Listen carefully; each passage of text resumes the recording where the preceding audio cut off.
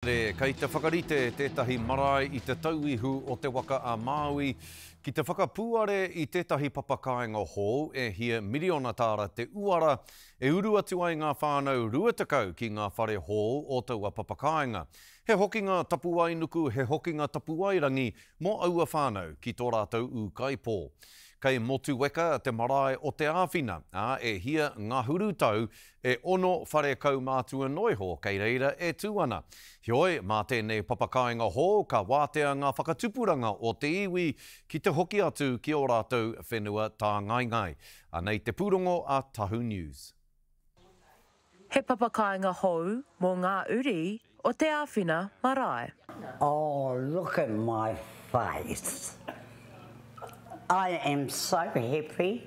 Neke atu i te rua te kaumāwha ngā tau e noho nei a ngā whakaara ki te marae hei kai karanga, me te mea hoki e ngā ka nui ana ki tōna kāinga hou.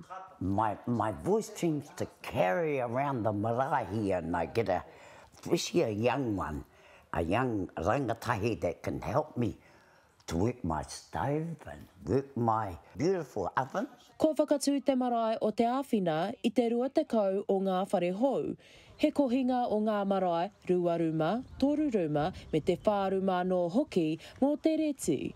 Timata ke tēnei whakawhanaketanga i te hui tanguru i tērā tau, ko tōna te kaumārima miriona tāra te utu. In Te Tauihu is really problematic. So it's having access to good, affordable housing. So our whānau had been communicating to us for a long time about the need for good housing and the need to come and reconnect to the whenua and to the marae. Ko Miriana Stevens tērā e arahi ana i te whakawhanaketanga nei. Ko tāna, he kitenga mata whānui tēnei mo te anamata o te marae.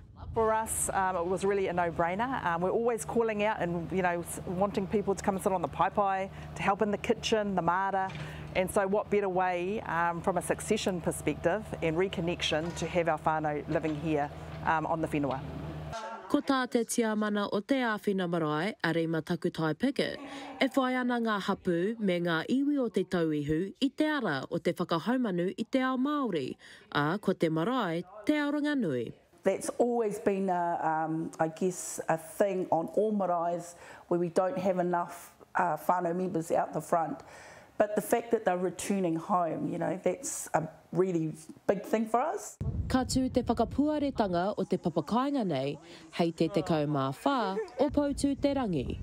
Shakayla Andrews, Alapaki, Tahu News.